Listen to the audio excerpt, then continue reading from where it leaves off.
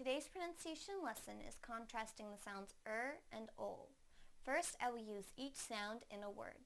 Then, I will put the words into a sentence so that you can hear them together with contextual clues.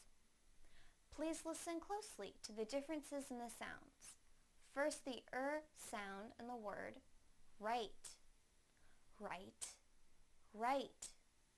Now the ol sound in the word light, light, light. Now I will use them both in a sentence. There is a light on the right. There is a light on the right. There is a light on the right. Thank you for watching CartoonEnglish.tv's pronunciation lesson. Come visit our website for free lessons, games, and chat. Bye!